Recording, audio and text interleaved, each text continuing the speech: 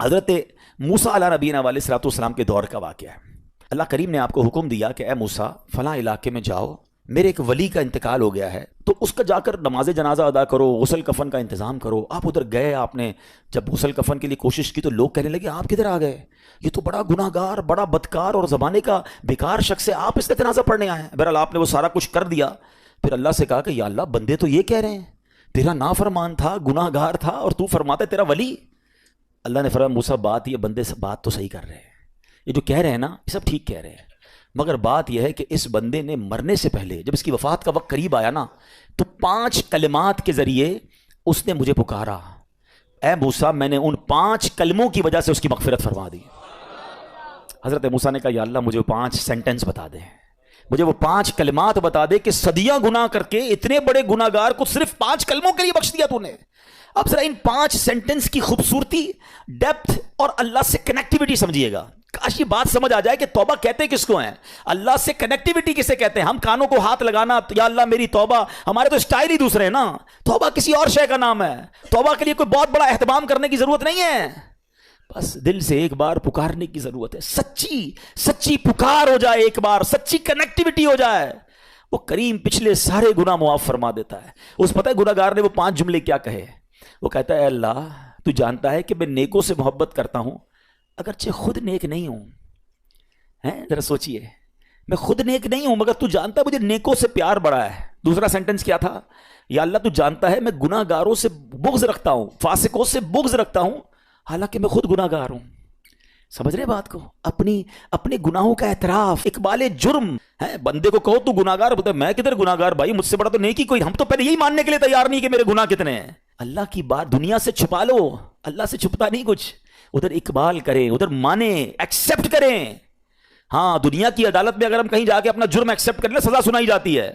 سبحان اللہ، میرے رب کی رحمت کے انداز ہی نرالے ہیں، اس کی عدالت کے دستور نرالے ہیں۔ کوئی سچے دل سے جا کے مان لینا یا اللہ میں سب سے بڑا گناہ گار، اس کی رحمت اس کی بخشش فرما دیتی ہے۔ اس نے کہا کیا کہا؟ یا اللہ ہوں بڑا گناہ گار، میں گناہ گاروں سے نفرت رکھتا ہوں مگر مولا خود بھی گناہ گار ہوں۔ تیسرا جملہ کیا تھا؟ یا رب اگر مجھے معلوم ہو جائے نا کہ میرے جنت میں داخل ہونے سے تیری ملکیت میں کوئی کمی آ جائے گی تو پھر میں تیری جنت کا کبھی تجھ سے سوال نہیں کروں گا، کیونکہ مجھے پتا ہے تیری جنت بہت بڑی ہے، مجھے داخل کر کے تیرا کچھ بھی نہیں جانا، تیرا کچھ نہیں جانا، میرا بیڑا پار ہو جانا ہے تو پھر میں تجھ سے کیوں نہ مانگوں؟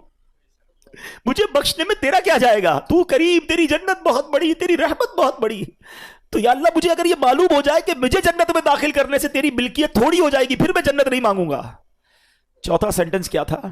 یا رب اگر مجھے معلوم ہو جائے کہ میرے جہنم میں داخل ہونے سے تیری ملکیت میں اضافہ ہو جائے گا تو میں جہنم سے تیری پناہ بھی نہیں مانگوں گا۔ اگر جہنم میں ڈالنے سے تیری ملکیت میں، تیرے ملک میں اضافہ ہو رہا ہے تو پھر مجھے ڈال دے جہنم میں راضی ہوں، مگر مجھے پتا ہے کہ مجھے جہنم میں ڈالنے سے تیری ملکیت میں کوئی اضافہ نہیں ہوگا، تو ویسے ہی مالک ہے، تو ویسے ہی خالق ہے، سب کچھ تیرا ہے۔ اور آخری جملہ سنیے، وہ کیا کہتا ہے؟ یا رب اگر تو مجھ پر رحم نہیں کرے گا تو پھر کون کرے گا؟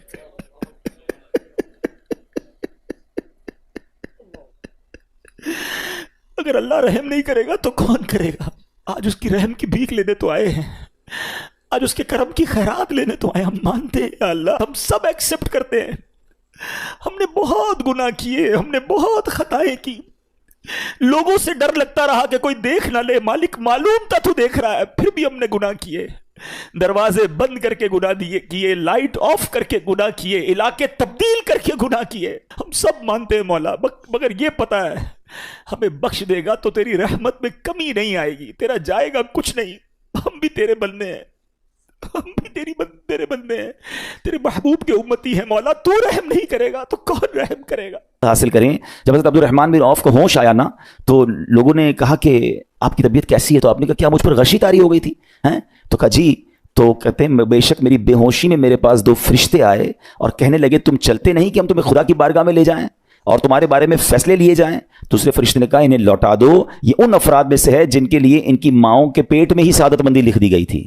اور ان قریب اللہ تعالیٰ ان کے ذریعے ان کی اولاد کو جب تک چاہے گا نفع دے گا. اس کے بعد آپ رضی اللہ تعالیٰ ایک مہینہ مزید زندہ رہے, اس کے بعد انتقال ہوا. تو پتہ چلا کہ آپ کی والدہ نے نماز پڑھی, اللہ سے مدد مانگی, اور آپ کو اللہ نے ایک نئی زندگی عطا فرمائی. تو آپ اپنی زندگی میں اس پریکٹس کو آج اس آیت سے دیکھیں. ہم نے کرنا کیا ہے, ہم جب بیان میں آئیں تو صرف بیان نہیں سننا ہے, ہم نے اللہ نے مجھے کہا کیا ہے. ہم اس ٹاپک کو لے کے اسی لیے چل رہے ہیں نا کہ میرے رب نے ڈائریکٹلی مجھ سے کیا بات کی ہے. تو آج اس آیت میں یہ لیسن مل رہا ہے کہ جب کسی پرابلم میں ہے, کلیمٹی میں ہے, تو اللہ کی طرف جانا ہے اور نماز سے مدد چانی ہے. وَاسْتَعِينُوا بِالصَّبْرِ وَالصَّلَاةِ. اچھا اب آپ دیکھیں پیارے آقا کی نماز کی کیسی عادت تھی. بادل گرجتے تھے, آندھی چلتی تھی, کسی بری خبر کی اطلاع آ رہی ہوتی تھی, نبی پاک نماز کی طرف چلے جاتے. اچھا مجھے بتائیں نماز استسقاء کیا ہے؟ بارش نہیں ہو رہی ہے, پیارے آقا نماز پڑھا رہے ہیں.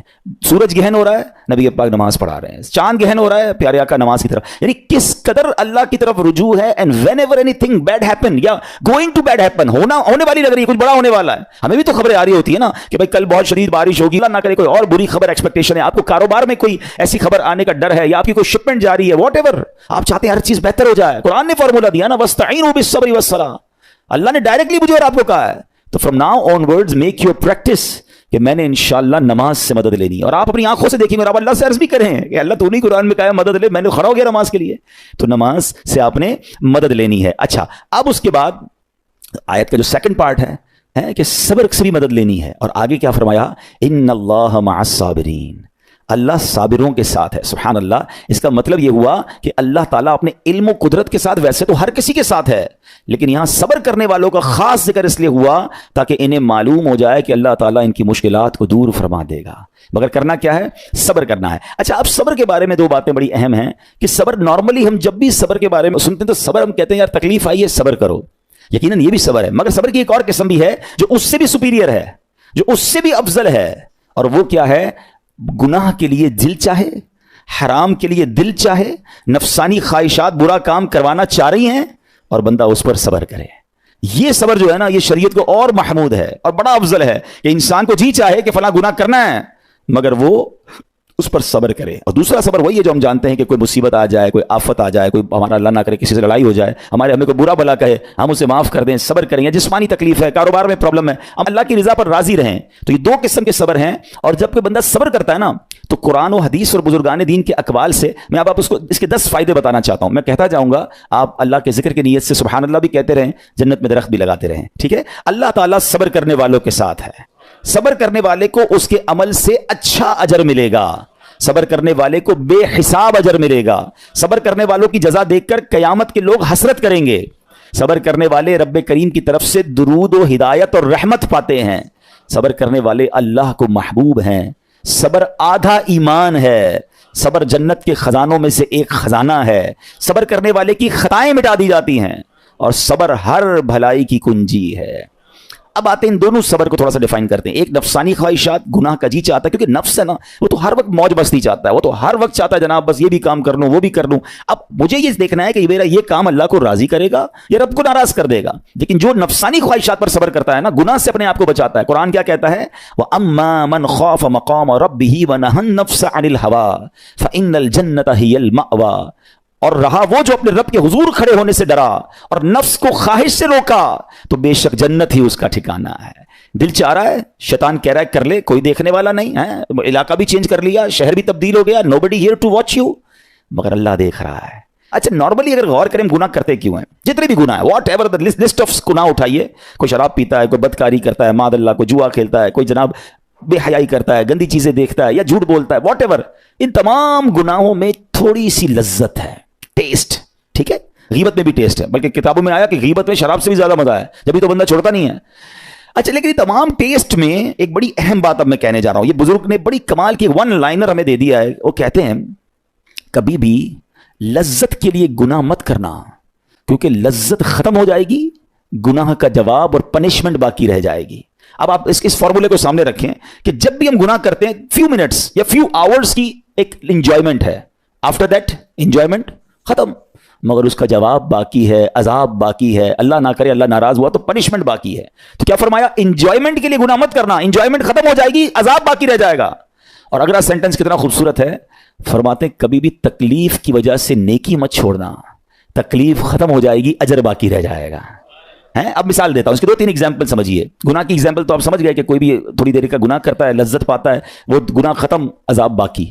اب نیکی میں کیا ہوتا ہے؟ فجر کے لیے اٹھنا ہے, نیند آ رہی ہے, دل نہیں چاہ رہا, آپ اٹھے, آپ نے وضو کیا, فجر پڑھا, وہ اٹھنے کی تکلیف تو ختم ہو گئی نا, واپس سونا تو سو جائیے, مگر فجر کا اجر اور ثواب باقی رہ گیا ہے. رمضان کے روزے ڈیفیکلٹ ہیں, لیکن افطار کے بعد تکلیف ختم ہو جاتی ہے, ہم کھاتے پیتے ہیں, موج کرتے ہیں, مگر ثواب باقی رہ جاتا ہے. کبھی کبھی آپ کو کوئی مسجد میں بلاتا ہے, یار چلو بھائی بیان ہو رہا ہے, اجتماع ہو رہا ہے, کوئی نیکی کی بات ہو رہی ہے, نہیں یار دل نہیں چاہ رہا, آپ آ گئے, آدھے 1 گھنٹہ بیٹھے, پھر چلے گئے, وہ آپ کا جو ٹینشن تھا یا پریشر تھا وہ ختم ہو گیا, مگر ثواب باقی رہ گیا. تو اب اس فارمولے کو یاد رکھیے گا, جب بھی گناہ آپ کی طرف آئے نا, آپ سوچیں کتنی دیر کا فائدہ ہے.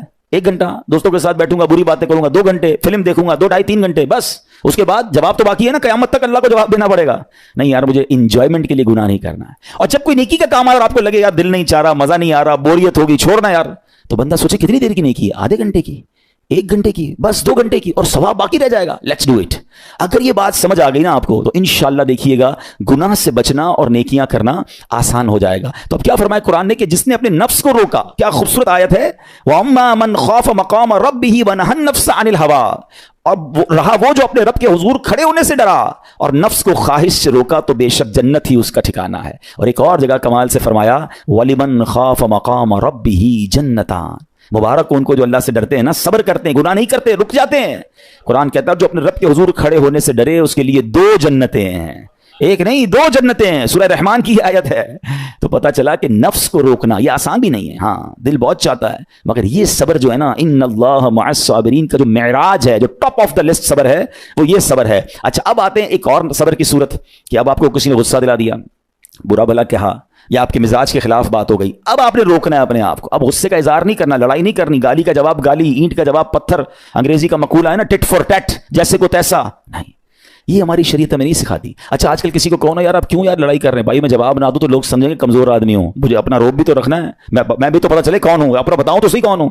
سچی بات پتہ کیا ہے, جو ٹٹ فور ٹیٹ کرتا ہے, گالی کا جواب گالی سے دیتا ہے نا, وہ واقعی بتا دیتا ہے وہ کون ہے, وہ اپنا تعارف کروا رہا ہوتا ہے کہ یہ بھی ایسا ہے, میں بھی ویسا ہی ہوں. او بھائی. اچھا پھر ایک اور عجیب جملہ بڑا مشہور ہے آج کل, جناب ہم شریف کے ساتھ شریف ہیں, ہم بدماش کے ساتھ بدماش ہیں.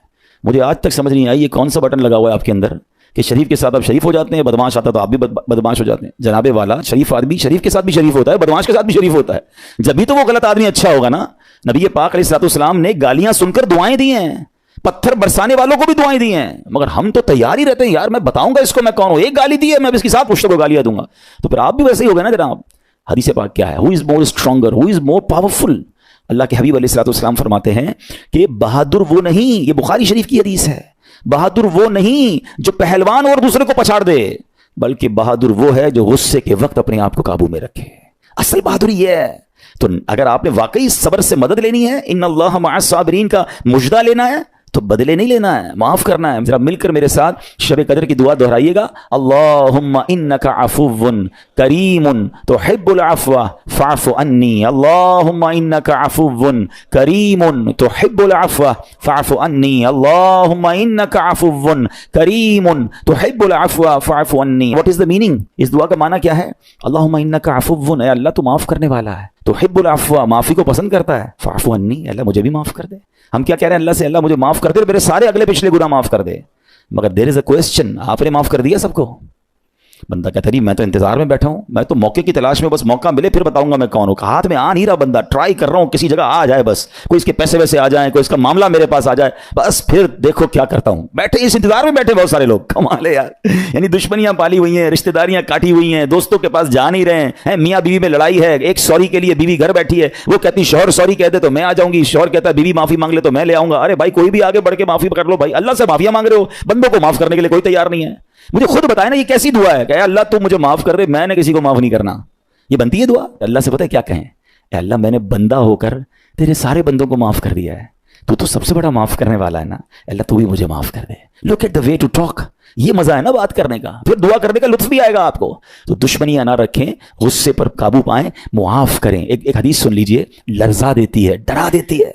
اللہ کے نبی علیہ الصلوۃ والسلام فرماتے ہیں جو رحم نہیں کرتا اس پر رحم نہیں کیا جاتا, حدیث کا خلاصہ ہے, اور جو معاف نہیں کرتا اسے معاف نہیں کیا جاتا. اب بتائیے ہم معاف کرتے ہیں, ہم رحم کرتے ہیں, ہم کہتے ہیں اللہ ہم پر رحم کرے, ہم کسی پر رحم نہ کریں. نہیں ہوگا رحم, پہلے اپنے اندر تو لائیے یہ باتیں. اب ایک آیت سنیے گا اس کے تحت ایک واقعہ اور پھر میں بیان کو کنکلوڈ کرتا ہوں. اللہ کریم ارشاد فرماتا ہے الذین ینفقون فی السراء والضراء والکاظمین الغیظ والعافین عن الناس واللہ یحب المحسنین. قرآن میں رب فرماتا ہے جو خوشحالی اور تنگ دستی میں اللہ کی راہ میں خرچ کرتے ہیں. یہ بڑی خوبصورت بات ہے, یہ غریب اسلامی بھائیوں کے لیے بھی مدنی پھول ہے. امیر تو خرچ کرتا ہے, نارملی غریب خرچ نہیں کرتا اللہ کی راہ میں. ہمارے قبلہ مفتی قاسم صاحب نے تفسیر قرآن صراط الجنان میں ایک بڑی پیاری بات لکھی. آپ کہتے ہیں پوری دنیا کے امیروں کا سروے کر لینا, ان کی جو پیسے بڑھنے کی ایک وجہ یہ بھی ہوتی ہے کہ وہ کہیں نہ کہیں چیریٹی کر رہے ہوتے ہیں, مدد کر رہے ہوتے ہیں. وہ مدد اور وہ نیکی ان کے پیسے بڑھا رہی ہوتی ہے. اور پوری دنیا کے غریبوں کا سروے کریں تو ان میں سے بڑی تعداد وہ جو خرچ نہیں کرتی ہے اللہ کی راہ میں. کہتے ہیں ہم کیا خرچ کریں, ہم تو غریب ہیں, ہم پر لوگ خرچ کریں. میں آپ کو فارمولہ دے رہا ہوں اور یہ قرآن سے دے رہا ہوں. جو تنگی میں بھی اللہ کی راہ میں خرچ کرتے ہیں, جو خوشحالی میں بھی خرچ کرتے ہیں. آپ تنگی میں آپ روپیہ خرچ کریں, یہ نہیں کہتے آپ 10,000 روپے خرچ کریں, جتنی آپ کی حیثیت. یہ کاروبار ہے, آپ 1 روپیہ دیں گے اور آئے گا, آپ 10 روپے دیں گے اور آپ کسی نہ کسی نیکی کے کام میں خرچ کرتے رہیں, آپ غربت سے باہر آ جائیں گے. If you want to take out yourself from that problem, آپ آئے اللہ کی راہ میں خرچ کرنا شروع کریں. قرآن کہہ رہا ہے کہ جو تنگی اور خوشحالی میں اللہ کی راہ میں خرچ کرتے ہیں. اور اگلا پارٹ کتنا خوبصورت ہے, فرمایا والکاظمین الغیظ والعافین عن الناس, فرمایا اور غصہ پینے والے اور لوگوں سے درگزر کرنے والے. انعام کیا ہے, واللہ یحب المحسنین, اور اللہ نیک لوگوں سے محبت فرماتا ہے. اور پھر ہاں زندگی میں کلیمٹیز, پرابلم, بیماریاں, مشکلیں, قرآن خود کہتا ہے کہ من قریب تمہیں آزمائیں گے. کبھی بیماری آئے گی, کبھی بھوک آئے گی, کبھی مال کم ہو جائیں گے, کبھی ڈسٹربنس آئے گی, خوف آ جائے گا. تو بی ریڈی فار دیٹ, صبر کرنا ہے, کیونکہ اللہ نے فرمایا وبشر الصابرین, صبر کرنے والوں کے لیے خوشخبری ہے. تو اللہ کرے کہ یہ بات ہمیں سمجھ آ جائے اور ہم اس آیت پر عمل کرنے والے بن جائیں تو زندگی بڑی آسان ہو جائے گی. یہاں ایک میں عقیدے کی بات بھی کلیریفائی کر دوں. کچھ لوگوں کو بعض اوقات کنفیوژن ہوتی ہے یا لوگ کنفیوژن کریٹ کرتے ہیں. مجھے ایک بات بتائیے گا کہ اللہ کیا کہہ رہا ہے, وَاسْتَعِينُوا بِالصَّبْرِ وَالصَّلَاةِ, اے ایمان والو صبر سے اور نماز سے مدد چاہو. کیا صبر اور نماز خدا ہیں؟ بتائیے, نہیں ہے نا, اللہ تو نہیں ہے. ہم صبر اور نماز کی عبادت تو نہیں کرتے. تو جب قرآن کہہ رہا ہے کہ صبر اور نماز سے مدد مانگو, تو غیر اللہ سے مدد مانگنے کا درس تو ہمیں قرآن دے رہا ہے. تو اس کا مطلب یہ ہوا کہ اللہ کے سوا کسی چیز سے یا کسی شخصیت سے مدد لینے کا مقصد یہ نہیں ہوتا کہ ہم اس کی عبادت کر رہے ہیں. اگر آج کے دور میں کوئی اللہ کے نبی سے کہتا ہے کہ یا رسول اللہ انظر حالنا, یا بھر دو جولی میری یا رسول اللہ, تو یہاں کوئی شرک کی بات نہیں ہے. کیوں کہ یہاں یہ نیت نہیں ہے کہ ہم ان کو خدا مان رہے ہیں, یا یہ بھی نیت نہیں ہے.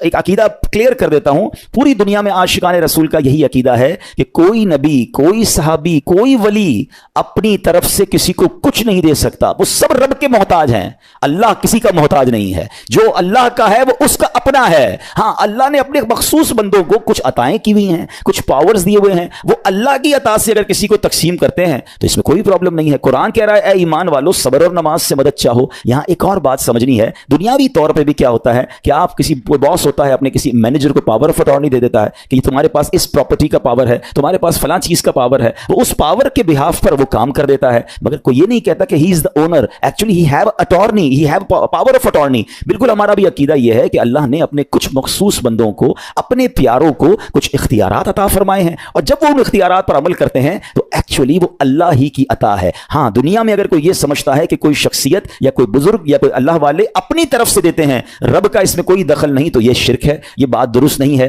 ہمارا سب کا عقیدہ یہ ہے کہ جو کچھ دنیا میں اگر کسی